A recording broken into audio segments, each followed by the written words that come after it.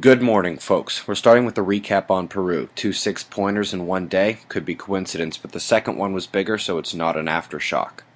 Something cool seen by NASA's Earth Observatory, showing a relatively new power source using old techniques. They built a tiltable mirror array concentrically around a special tower with water in it. Redirected sunlight drives steam and power generation. They are out in the middle of nowhere, but don't worry, folks. They've got the world's best time killer a skip away. Use that to compare the size of the power facilities. Starting in the west, Pacific systems reinforcing as we've seen before, pushing moisture at the coast. Meanwhile, the real threat doesn't move much today. It's in the south central and into the southeastern states. The convergence is strengthening and has the potential to cause damage in these areas today and a little bit to the east as we move into the night. Looking at Europe, the high remains out west, but the low that eyed Sweden yesterday has settled slightly south and to the east today. More of a north and eastern mainland concern. Lastly, coming down under, we were focused on the tropical development, but an Antarctic low went ballistic yesterday and drew a convergence over southeastern Australia, one of the top weather events of the last few days. Looking at the solar wind, it hit the snooze button.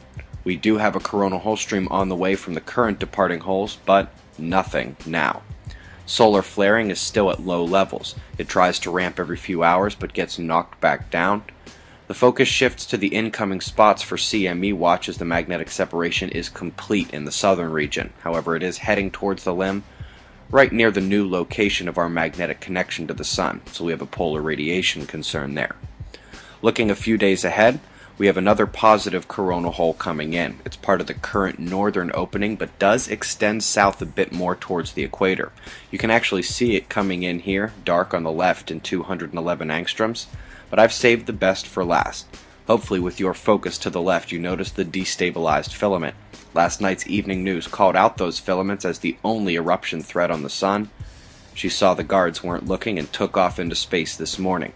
It's early in the analysis, but Earth will probably take a glancing blow from that eruption. Updates to come.